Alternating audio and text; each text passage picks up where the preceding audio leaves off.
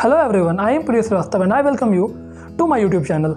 In this video, I will be telling about the tire sizes. मतलब इस video में मैं आपको बताऊंगा कि जो टायर नोमेनक्लेचर होता है उसका क्या मतलब होता है। तो बचपन से ही मैं हर टायर को या हर गाड़ी को अच्छे से ऑब्जर्व किया करता था, तो हमेशा मैं टायर साइजेस को पढ़ता था, लेकिन उस वक्त मुझे समझ में नहीं आता था कि इनका मतलब क्या होता है। मैं काफ़ी कन्फ्यूज़ रहता था और मुझे कभी इसका प्रॉपर आंसर नहीं मिल पाया। जैसे जैसे टाइम बढ़ता गया, इंटरनेट इंडिया में नॉर्मली आया, तो हमें बहुत सारी इन्फॉर्मेशन आसानी से मिलने लगी, पर स्टिल कभी मुझे कोई ऐसा वीडियो या फिर ऐसा कंटेंट नहीं मिला जहां मुझे एक बार में सब कुछ समझ में आ जाता कि टायर साइजेस एग्जैक्टली क्या होता है। तो मैंने सोचा कि क्यों ना इस पर एक वीडियो बनाया जाए और आपको आसान भाषा में ये बताया जाए कि ये जो टायर नोमेनक्लेचर होता है, जो गाड़ियों पर लिखा होता है, उसका मतलब क्या होता है। तो अगर आप मेरे पुराने वीडियोज़ को देख चुके हैं तो आपको पता होगा कि मैं हर वीडियो में उस पर्टिकुलर गाड़ी के टायर का साइज़ ज़रूर मेंशन करता हूँ। जैसे कि मित्सुबिशी लैंसर में मैंने मेंशन किया था 175/70 R1382T।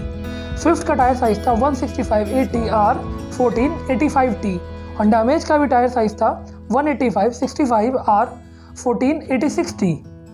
तो इन सब साइजेस का मतलब क्या होता है, इस पर आज हम लोग डिस्कशन करेंगे। तो इन सभी नोमेनक्लेचर को समझने के लिए हम लोग लेते हैं एक एग्जांपल। अब जैसे कि मेरे पास है टोयोटा एटियोस और उसका टायर साइज है 175/65 R1482T। तो इन सभी बातों का, जो इतनी बातें मैंने बोली, इनका क्या मतलब था, ये जितने सारे न्यूमेरिकल डिजिट्स का मैंने इस्तेमाल किया, इनका क्या मतलब था। तो सबसे पहले मैंने बोला 175, तो ये था टायर का विड्थ, मतलब टायर की चौड़ाई कितनी है। तो अब लोग पूछेंगे कि इसका फ़ायदा क्या और इसका नुकसान क्या है। तो जैसे कि कुछ गाड़ियों का टायर साइज़ बहुत कम होता है, जैसे कि मारुति ऑल्टो, इसका टायर साइज़ बहुत ही छोटा होता है।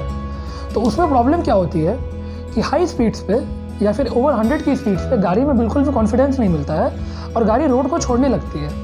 तो अगर टायर साइज़ छोटा है, टायर का वेट छोटा है, अगर टायर का वेट छोटा है तो वो एनी डे हाई स्पीड्स पे गाड़ी स्टेबल नहीं होगी और वो ज़्यादा कॉन्फिडेंस इंस्पायर नहीं करेगी। लेकिन इसका फ़ायदा ये होता है क्योंकि अब कॉन्टैक्ट एरिया कम हो जाता है, जिसके कारण फ्रिक्शन कम लगता है, तो लॉन्ग टर्म में ये गाड़ी की माइलेज को बहुत हद तक इम्प्रूव करता है। तो अगर हमारे गाड़ी के टायर का विड्थ थोड़ा कम है तो डेफिनेटली वो माइलेज को तो इम्प्रूव करता है, लेकिन स्टेबिलिटी को डिक्रीज़ कर देता है। And same is the case with the wider rubber. तो अगर हमारे गाड़ी के टायर का साइज़ बड़ा है, जैसे कि फोक्सवैगन पोलो, इसके इस टायर का साइज़ भी काफ़ी बड़ा है, तो ये गाड़ी काफ़ी ज़्यादा स्टेबल रहती है इवन हाई स्पीड्स पे भी, और रोड से बिल्कुल चिपक के चलती है क्योंकि इसमें फ्रिक्शन का अमाउंट बढ़ जाता है। लेकिन इसके साथ ही हमें वही ड्रॉबैक मिलता है कि इससे हमें फ्यूल एफिशिएंसी थोड़ी कम मिलती है। तो दूसरा पॉइंट है हमारे पास 65, जो है एस्पेक्ट रेशियो। तो एस्पेक्ट रेशियो क्या होता है, ये सबसे बड़ा कन्फ्यूज़न वाला सवाल था, क्योंकि कुछ लोग को लगता था कि जो 65 वो इंचेस में है या फिर मिलीमीटर में है, पर ऐसा कुछ नहीं है। ये है एस्पेक्ट रेशियो और इसका मतलब है कि जैसे मेरे गाड़ी का एस्पेक्ट रेशियो है 65, मतलब मेरे गाड़ी के टायर की height from the ground to the rim है 65% ऑफ द टोटल विड्थ, और टोटल विड्थ है 175 मिलीमीटर। मतलब मेरे गाड़ी के टायर की हाइट जो है वो 65% है 175 मिलीमीटर की। तो ये हुआ एस्पेक्ट रेशियो। अब एस्पेक्ट रेशियो ज़्यादा और कम दोनों में क्या होता है, तो अगर गाड़ी का एस्पेक्ट रेशियो ज़्यादा है तो गाड़ी का टायर काफ़ी बड़ा दिखेगा, वो रिम्स के अलावा भी काफ़ी बड़ा होगा। तो उसका फ़ायदा ये होगा कि गाड़ी की राइड क्वालिटी को थोड़ा सा इंप्रूव करता है, गाड़ी को थोड़ी सी बेटर बनाता है राइड क्वालिटी को, और ओवरऑल गाड़ी के अंदर कंफर्ट को बढ़ाता है। लेकिन उसके कारण गाड़ी के हैंडलिंग में थोड़ा सा प्रॉब्लम आता है, गाड़ी की हैंडलिंग उतनी अच्छी नहीं रह जाती है क्योंकि ये गाड़ी को बहुत ज़्यादा सॉफ्ट बना देता है। इन द सेम केस हमने बहुत सारी स्पोर्ट्स कार में देखा है कि उनके टायर का प्रोफाइल काफ़ी छोटा होता है और रेशियो बहुत कम होता है। तो वैसे टायर्स क्या करते हैं, गाड़ी की राइड क्वालिटी को तो बिल्कुल स्टिफ कर देते हैं, जिसके कारण गाड़ी की हैंडलिंग काफ़ी इंप्रूव हो जाती है और अराउंड द कर्व्स भी गाड़ी काफ़ी कॉन्फिडेंस इंस्पायरिंग हो जाती है और एनी डे गाड़ी को बहुत अच्छा इंप्रूवमेंट देता है और गाड़ी की हैंडलिंग बहुत ही स्टिफ और बहुत ही एक्यूरेट कर देती है। तो लो प्रोफाइल टायर का वो फ़ायदा होता है, लेकिन लो प्रोफाइल टायर कंफर्ट को कंप्रोमाइज़ करा जाता है, तो जिसके कारण गाड़ी कंफर्टेबल नहीं रह जाती, पर यह गाड़ी स्पोर्टी जरूर बन जाती है। तो अगला पॉइंट है हमारे पास आर। तो यहाँ पे आर सिग्निफाई करता है गाड़ी के टायर के स्ट्रक्चर को, और यहाँ आर का मतलब है रेडियल। तो टायर स्ट्रक्चर खुद एक बहुत बड़ा टॉपिक है, तो अगर आप चाहते हैं इसको अच्छे से समझना तो आप कमेंट करें, मैं इस पर एक सेपरेट वीडियो बनाऊंगा। तो इतना समझ लीजिए, आर का मतलब होता है रेडियल, और जनरली अभी सारी गाड़ियों में रेडियल टायर्स ही आते हैं, जितनी गाड़ियाँ हमें जनरली दिखती हैं, सब में हमें मिलते हैं बस रेडियल टायर्स। तो अगला पॉइंट हमारे पास है 14। तो 14 का मतलब होता है डायामीटर। डायामीटर किसका, तो रिम का।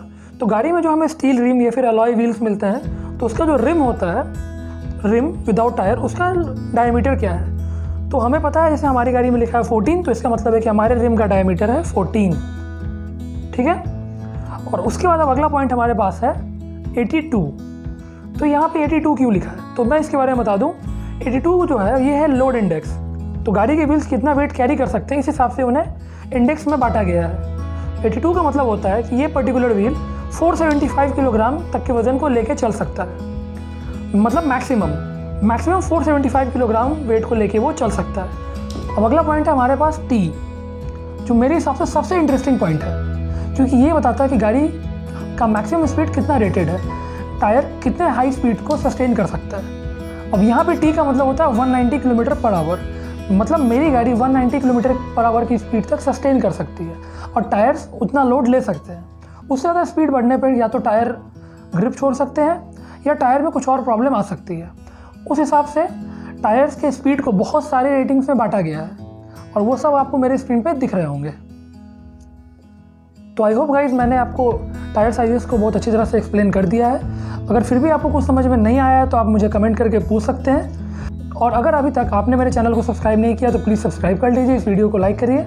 और आप मुझे इंस्टाग्राम पे भी फॉलो कर सकते हैं, उसका लिंक मेरे डिस्क्रिप्शन में है, आप वहाँ से हमें फॉलो कर सकते हैं। और आपको वीडियो के बारे में बहुत सारी अपडेट्स इंस्टाग्राम पे मिलती रहेगी और इंस्टाग्राम पे आप डायरेक्ट मुझसे बात कर सकते हैं। अगर आपके पास गाड़ी से जुड़ा कोई भी सवाल है, not just about the tyre sizes, इसके अलावा अगर आपको कोई गाड़ी खरीदने में दिक्कत आ रही है या फिर आपको कोई भी दिक्कत है, आप गाड़ी से जुड़ा कोई भी सवाल पूछना चाहते हैं, तो आप बेझिझक इस पर पूछ सकते हैं। हम लोग एज सून एज पॉसिबल आपको आंसर करेंगे।